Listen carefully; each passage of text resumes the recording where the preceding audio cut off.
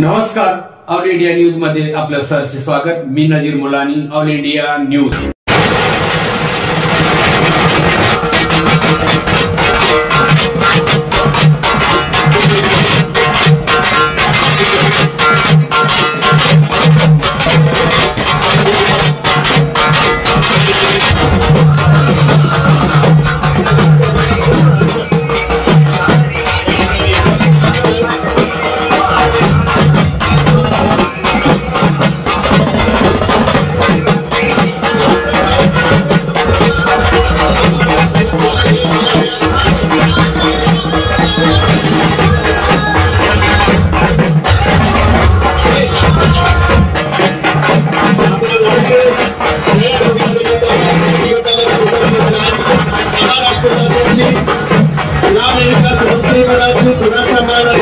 सन्माननीय जया भाऊ सपत्नी या ठिकाणी वहिनी साहेब सोबत उपस्थित राहतात। भाऊ आपलं मनापासून या माती गटाच्या वतीने या ठिकाणी मनापासून आपलं स्वागत करतो। सर्वात सन्माननीय सोमनाथजी भोसले तालुका विधानसभा अध्यक्ष, त्याचप्रमाणे डॉक्टर विजयराजू हेलवाकर साहेब माजी सन्माननीय शिवाजीराव शिंदे साहेब, त्याचप्रमाणे सन्माननीय नानासाहेब कोलताडे जया भाऊसाठी भारतीय जनता पार्टीचा जोरदार आवाज पोहोचत नाही इथपर्यंत। भारतीय जनता पार्टीचा, भारतीय जनता पार्टीचा, भारत माता की, भारत माता की। जोरदार अशा गोष्ट झाल्या पाहिजे, त्याला आवाज येतात त्या ठिकाणी मस्तपैकी घुमला पाहिजे मान।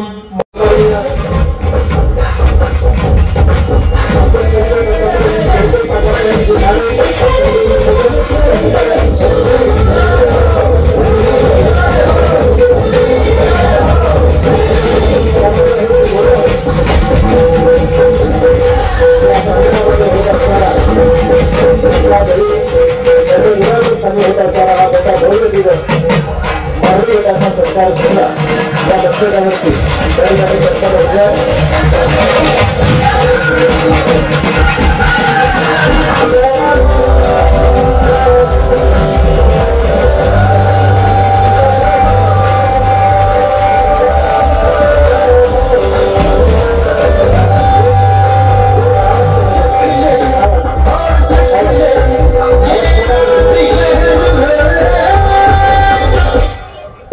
चांदीच्या गदा जवळपास त्या निमित्तानं जास्तीची जास्ती गदा भाऊंना देऊन या निमित्तानं भाऊंचा सन्मान, चांदीची गदा देऊन भाऊंचा सन्मान त्या ठिकाणी संपन्न होतोय। जोरदार टाळ्यांचा कडकडाट व्हावा।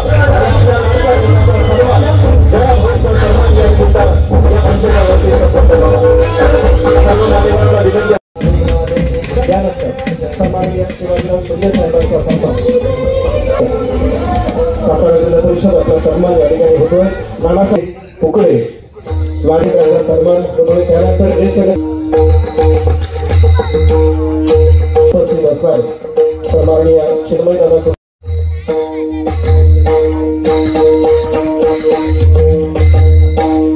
त्या ठिकाणी सन्मान होतोय। एकदा जोरदार टाळ्या भारतीय जनता पार्टी युवा मोर्चाचे चिन्मय दादा कुलकर्णी आणि आमच्या संगमान तालुक्याची भारतीय युवा मोर्चाची टीम यांच्या वतीनं शिवछत्रपती राजे शिवछत्रपतींची प्रतिमा देऊन त्यांचा सन्मान या ठिकाणी होतोय। बीड जिल्ह्यातून आलेले आमचे कोटीचे ग्रामस्थ तुकाराम शेठ येळवे, सरपंच, डेप्युटी सरपंच यांच्यातर्फे विकास सेवा सोसायटी आणि ग्रामस्थांच्या वतीनं त्यांना विनंती मग आपण त्या सन्मानाचा स्वीकार या निमित्ताने करायचा। चेअरमनच्या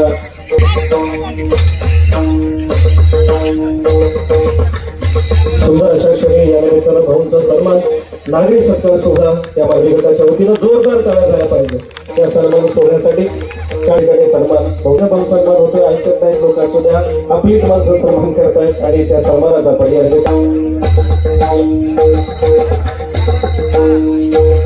आणि हा सन्मान सोहळा या ठिकाणी संपन्न झालेला।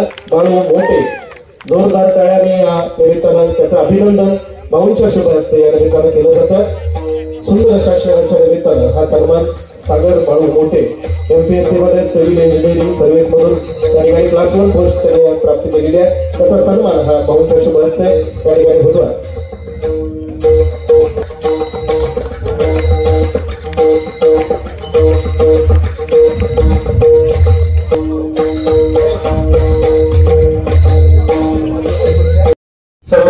विनंती सत्कार सोहळा झाल्यानंतर आपण समाधान व्हायचं. जोरदार टाळ्या या सर्व संघासाठी.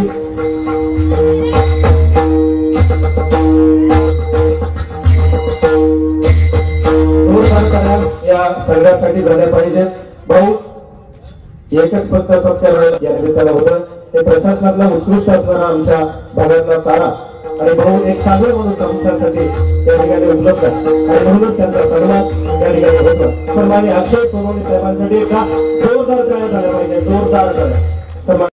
जोरदार टाळ्या या निमित्ताने बनवण्यासाठी या परिवाराच्या वतीने हा सन्मान शंख देऊन एक चांदीचा शंख देऊन त्या ठिकाणी भाऊ आपला सन्मान घरात येत आहेत. सर्वांना विनंती घरात येत आहेत आणि त्यांच्या सर्वांनी भाऊ फोटो आपण त्या निमित्तानं खरोखर फोटोमध्ये त्या आठवणी शिल्लक राहाव्या आणि हाच फोटो म्हणून त्या निमित्तानं महत्वाचा त्या परिवारासाठी आनंदाचा क्षण विलक्षण सोहळा त्या ठिकाणी भाऊ आपल्या शुभ उपस्थित झाले.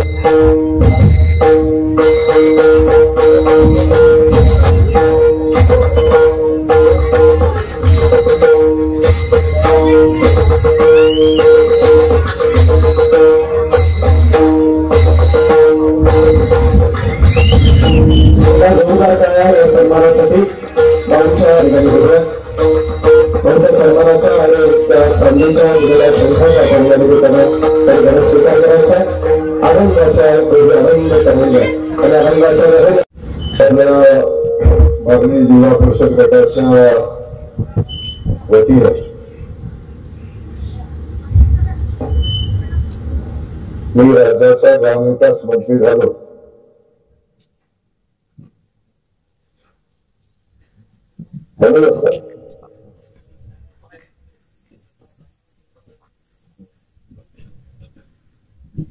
अजून मला माहिती नाही काय कसं मला माहिती नव्हतं एवढा मोठा कार्यक्रम. पण आज माझ्या सत्काराचा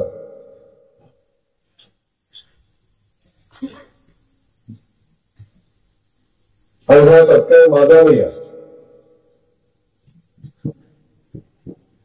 हा सत्कार माझ्या मनगटाच्या मातीचा आहे. हा सत्कार माझा नाही आहे.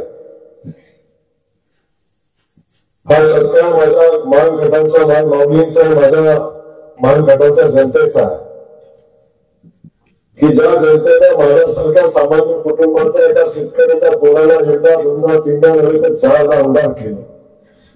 एकदा जिल्हा परिषद सदस्य केलं. पण कदाचित एवढी मोठी ताकद एवढी मोठी शक्ती आपण माझ्या पाठीशी उभी केली नसती. त्या आशीर्वाद एवढ्या ताकदीनं तुम्ही माझ्या पाठीशी उभे केले नसते तर आजचा हा योगायोग आजचा हा सत्काराचा कार्यक्रम आपल्याला घेता आला नसता. याचं सगळं श्रेय हे माझ्या मान गटाच्या जनतेला एका जोरदार काळाची नंतर आपण तयार आपण सगळेजण याचे साक्षीदार आहोत. त्या मातीनं पाण्याचा वनवास पिढ्यानपिढ्या भोगला. ज्या मातीचा कधी सन्मान झाला नाही. पिढ्यानपिढ्या ज्या मातीनं अपमान सहन केला. पिढ्यानपिढ्या या मान गटावच्या जनतेनं अपमान सहन केला. आणि सगळेजण आपण अनेक वर्षापासून बघतोय कायम आपल्याला दुष्काळी बनून हिंडवलं गेलं. अनेक राजकारणी आमच्याच मतावर खासदार झाले आमदार झाले आणि एकदा आमदार झाल्यावर पुढे आम्हाला म्हणायला लागते माणूस मिळतोय. अनेकदा आपण बघितलं मान गटाचा माणूस दिसला समोर की आमच्याकडे बघण्याची भावना वेगळी असायची. हे मागासलेलं आहे दुष्काळी भागातलं आणि एवढा अपमान आमच्या मान गटाच्या मातीनं सहन केला होता. पाण्याचा वनवास सहन केला होता. म्हणून आपण 2009 साली आपण संकल्प केला की मला माझ्या मान गटाच्या मातीला स्वाभिमानाने सन्मानाने उभे करायचं आहे. मला माझ्या मान गटाच्या मातीतनं केळाचं पाणी वाहताना बघायचं आहे. मला माझ्या मान गटाच्या मातीमध्ये ऊसाची शेती झालेली बघायची आहे. आणि मला माझ्या मानखटावच्या मातीमध्ये कारखान्याचं झुरानं भेटलेलं बघायचं आहे. एक संकल्प आपण केला आणि हा संकल्प दिसताना 4 वळीचा असला तर या संकल्पामध्ये ताकद होती माझ्या मानखटावचं भविष्य बदलण्याची, मानखटावचा इतिहास बदलण्याची ताकद त्या 4 वाक्यामध्ये. हा संकल्प घेऊन आपण कामाला लागलो. आपल्या सगळ्यांना माहिती आहे आपला कुणी आपल्याला खिल्ली उडवली, कोणी सांगितलं निवडणुकीसाठी आपण सगळं बोलतोय, कोण म्हणलं पृथ्वीच्या अंतापर्यंत पाणी येणार नाही, हे पाणी आणणार आहे कुठलं, कोण म्हणलं पाणीच नाही ते येणार आहे कुठलं. प्रत्येक वेळी आपल्याला हिनवण्याचं काम अनेक नेत्यांनी केलं आणि आपल्या विरोधकांनी केलेलं आपण सगळ्यांनी बघितलं.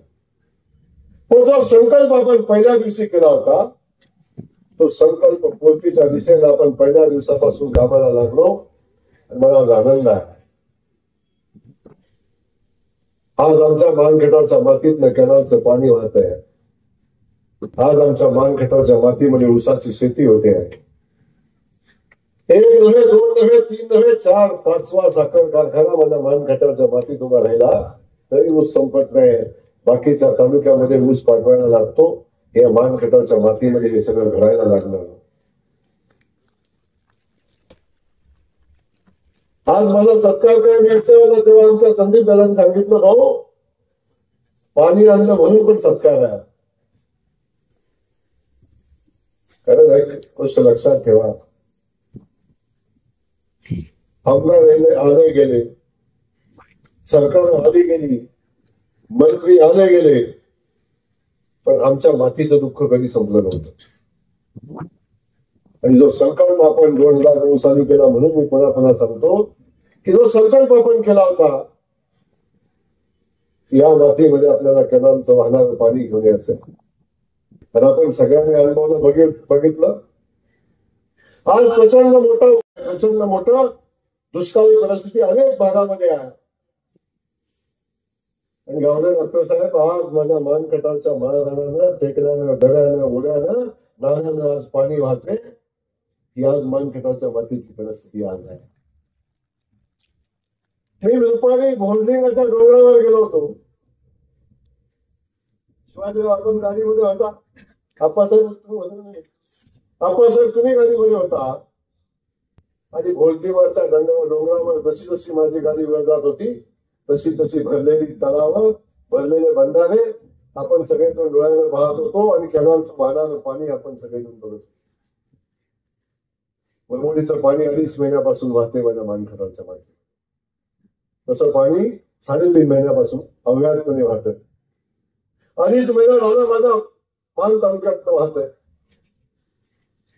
शेकटापूरचं पाणी कधी स्वप्नात वाटलं नव्हतं की हे पाणी आमच्या मानखटावच्या मातीत. अनेकदा त्या कामाचं भूमिपूजन झालं, बोगदा शिरवली, भूमिपूजन भांडवली, असंही अनेकदा झालं. पण आज आपण बघतोय ते काम आपण हातामध्ये घेतलं. 22 किलोमीटरचा बोगदा पूर्ण झाला, तर पाणी नदीत आले धरणात आलं आणि ते पाणी आमच्या मानगंगेमध्ये आम्ही सोडलं होतं. पहिल्यांदा पाणी सोडलं तेव्हा असंच म्हणजे आता देवळीपर्यंत आलंय, पुढे कुठं आलंय, खाली कुठं आलंय, मागं कुठं आलंय, कायम शंका उपस्थित केल्या. पण ते पाणी मान नदीत आलं आणि देवापूरचा तलाव भरला, पाणी खाली वाहिलं. तेव्हा कधी म्हणायला लागलं, अरे हे तर नदीत आलंय, अजून आमच्याकडे कुठं आलंय. तेव्हा हे कधी म्हणायला लागले, नदीत आलं अजून आमच्याकडे कुठं आलंय. मी संकल्प केला होता की हे पाणी आलं नाही तर मी विधानसभेची निवडणूक लढवणार नाही. या भाद्राने पाईपीत दगड आणि पोती घालून पाईपा पॅक केल्या, तिथे पाणी आणायचा कार्यक्रम केला, तरी सुद्धा पाणी थांबलं नाही. आमच्या हवालदारीपर्यंत पोहोचलं, पूर्ण क्षमतेनं पोहोचलं नव्हतं. पोहोचलं तिथपर्यंत. पण आता तेही पाणी आता पूर्ण क्षमतेने येणाऱ्या 2-3 दिवसामध्ये ते चालू होईल आणि या भागातल्या सगळ्या भागाबरोबर मारवीपासून सगळा जो पट्टा हवालदारवाडीपासून पर्यंत सगळा जो पट्टा आहे संभुखेड पासूनचा त्या सगळ्या पट्ट्यामध्ये पाईपलाईनचं पाणी आपण आता येणाऱ्या 2-3 दिवसामध्ये आपण चालू करतो.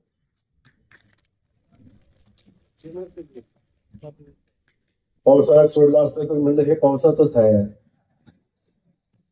आता सांगा म्हणा एकदा खात्री करून सगळं बंधारा तलाव बघून या. हे पुन्हा म्हणतात हे मागचंच आहे. आता आपण ते पाणी सोडतोय. आपण ग्रॅव्हिटीची जी पाईपलाईन आपली मुख्य पाईपलाईन आहे जे पाणी हिंगणीला जाणार आहे त्या पाईपलाईन मधनं आपण रानन तलावामध्ये पाणी सोडलं आणि ते रानन तलावामध्ये पाणी जवळजवळ 500 मीटरची पाईप आपण नव्याने टाकली आणि ते पाणी आपण रानन तलावामध्ये सोडतोय. तर राननची लोक बसतात का इथं? आले का पाणी तलावात? पाणी आपण बघितलं असेल आणि ते पाण्याचे फोटो आपण बघितले असेल. जसा एखादा धबधबा जसा वाहतोय तसा धबधब्यासारखं पाणी आलंय आणि त्या रानन तलावामध्ये वाहताना आपण बघतो. हे सगळं मी तुम्हाला सांगतोय की माझ्यासाठी संदीप दादा आमदारकी महत्वाची नाही आहे. कोण म्हणत असेल तर बाजूला ठेवा. मी पहिल्या दिवसापासून सांगतोय माझ्यासाठी आमदारकी महत्वाची नाही. माझ्यासाठी मंत्रीपद महत्वाचं नाही. माझ्यासाठी महत्वाचं आहे माझ्या मानखटाच्या मातीत आलेलं पाणी महत्वाचं आहे. माझ्या शेतकऱ्याच्या शेतामध्ये पोचणारं पाणी माझ्या दृष्टीने महत्वाचं आहे.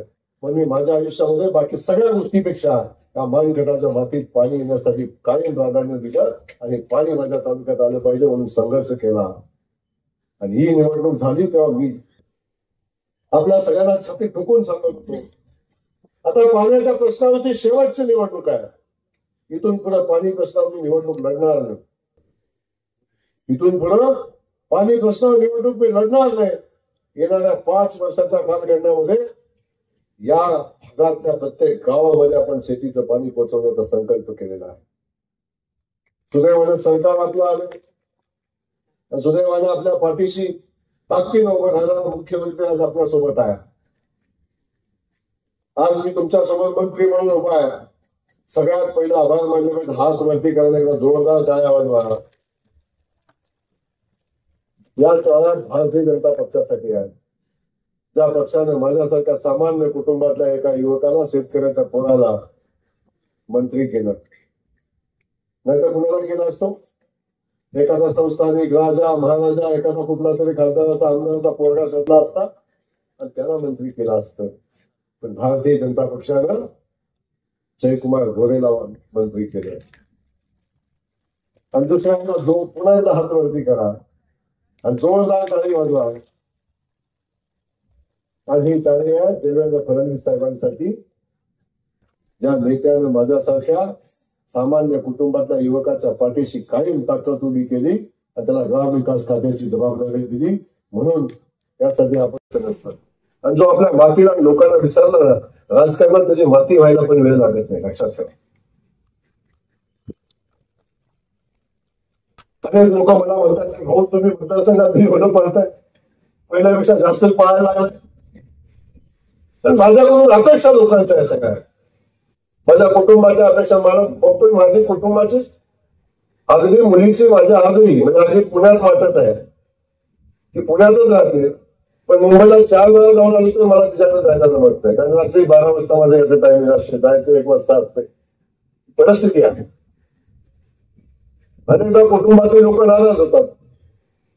अनेकदा कुटुंबाच्या लोकांना वाटतं की ह्याला सगळ्यांसंग बोलायला टाइम आहे आमच्या संग बोलायला टाइम नाही. राग आहे माझ्या सगळ्यांचा.